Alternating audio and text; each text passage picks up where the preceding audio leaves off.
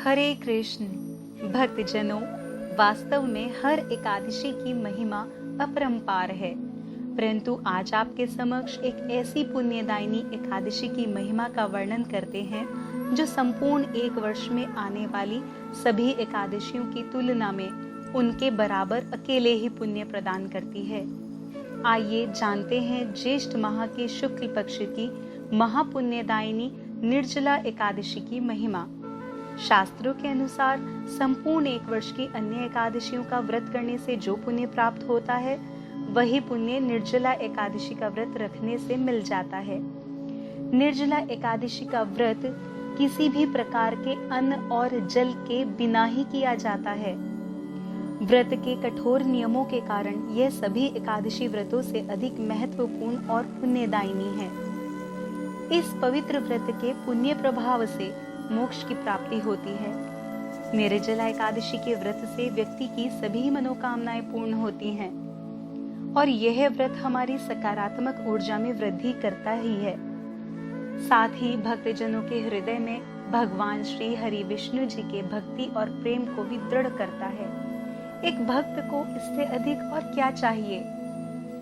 इस वर्ष निर्जला एकादशी का व्रत 21 जून 2021 दिन सोमवार को रखा जाएगा।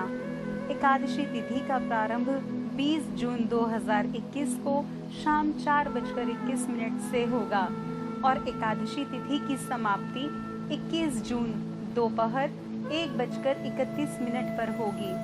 एकादशी व्रत के पारण का समय 22 जून 2021 को सुबह 5:24 से 8:12 तक होगा।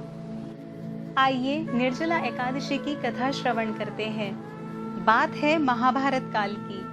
एक बार महाराज पांडु जी के बलशाली पुत्र भीमसेन जी अपने पितामह महर्षि वेदव्यास जी, जिन्होंने महाभारत, भगवत गीता और अष्टादश पुराण जैसे महान ग्रंथ लिखे हैं, के समक्ष अपनी दुविधा प्रकट करते हुए कहते हैं कि हे पितामह, माता सहित सभी परिवारजन एकादशी व्रत का पालन नियम से करते हैं।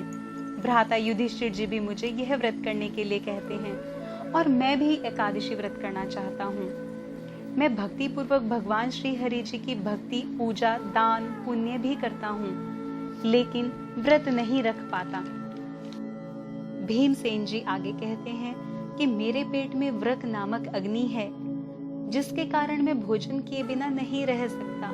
भोजन से वह शांत रहती है, इसलिए पूरा व्रत तो क्या, एक समय भी भोजन किए बिना नहीं रह सकता, अर्थात मैं व्रत नहीं रख सकता।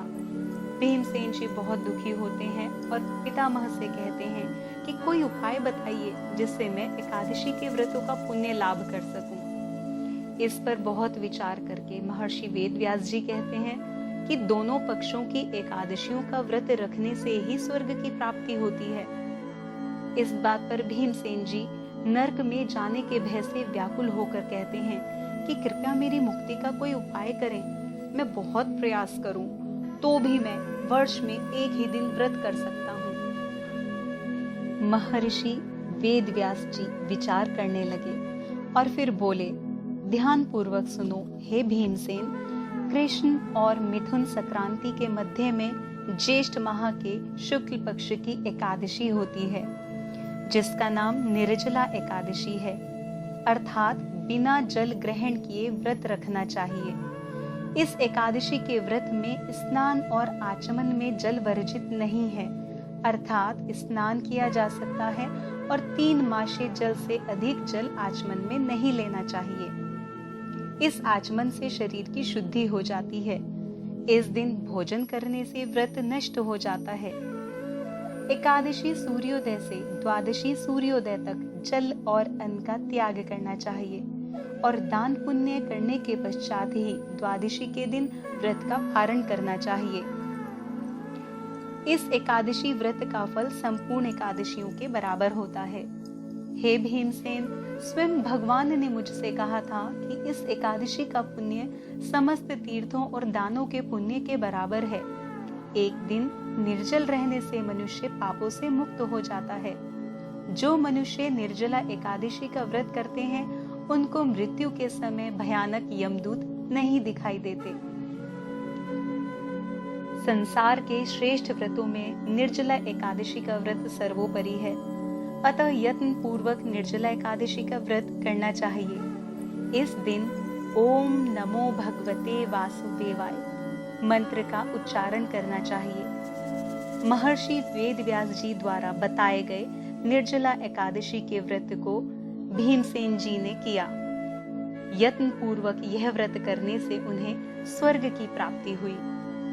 इस कारण इस एकादशी को भीमसेनी एकादशी या पांडव एकादशी भी कहा जाता है। जो मनुष्य इस कथा को प्रेम पूर्वक श्रवण करते हैं और पढ़ते हैं, उनको भगवान श्री कृष्ण जी का प्रेम और भक्ति के साथ साथ स्वर्ग की भी प्राप्ति होती है। आइए जानते हैं निर्जला एकादशी व्रत के नियम। सर्वप्रथम आपको अपनी शारीरिक सामर्थ्य अनुसार ही व्रत रखना है।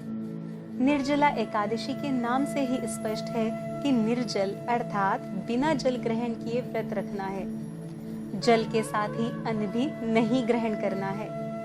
एकादशी तिथि के सूर्योदय से द्वादशी तिथि के सूर्योदय तक व्रत का पालन करना है। आप जानते ही हैं, एकादशी के व्रत के नियमों का पालन दशमी तिथि से ही आरंभ हो जाता है। इसलिए दशमी तिथि को सात्विक आहार सूर्यास्त से पूर्व ही ग्रहण कर लें।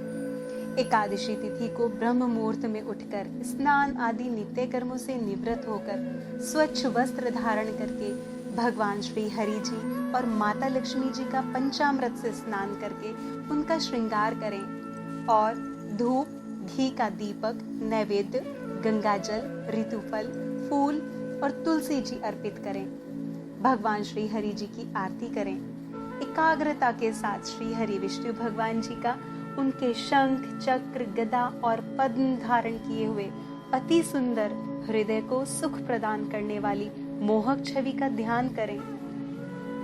हाथ में पुष्प या जल लेकर श्री हरि विष्णु जी के, श्री कृष्ण जी या श्री राम जी या श्री लड्डू गोपाल जी, जो भी छवि आपके हृदय में बसी हो, के समक्ष व्रत करने का संकल्प करें कि हे प्रभु, एकादशी व्रत निर्विघ्न रूप से पूर्ण करने की आज्ञा और क्षमता दें। पवित्र मन से हरे कृष्ण कृष्ण कृष्ण हरे हरे, हरे राम राम राम हरे हरे, या ओम नमो भगवते वासुदेवाय या विष्णु सहस्त्र नाम का पाठ करें।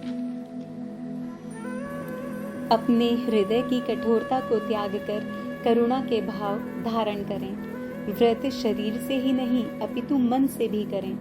परनिंदा, आलस, ईर्ष्या, लालच, काम, क्रोध, झूठ और कपट से दूर रहें। दिन भर शांत चित्त से श्री हरि जी का नाम स्मरण करते रहें। श्री हरि जी के चरणों में अपना ध्यान लगाए रहें।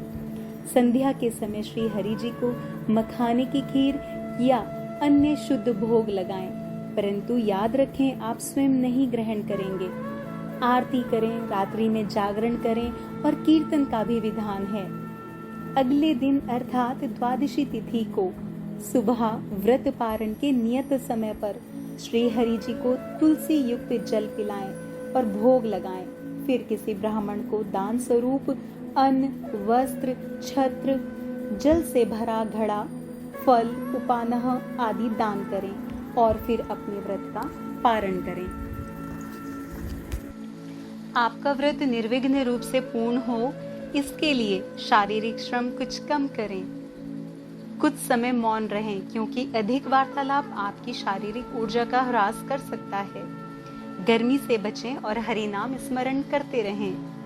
भगवान श्री हरि जी आपको व्रत करने का सामर्थ्य प्रदान करें। इस शुभकामना के साथ आपसे अनुरोध है कि भक्ति की इस पुण्य धारा को अधिक से अधिक अपने स्नेही जनों के साथ शेयर करें, चैनल को सब्सक्राइब और वीडियो को लाइक करें। हरे कृष्ण।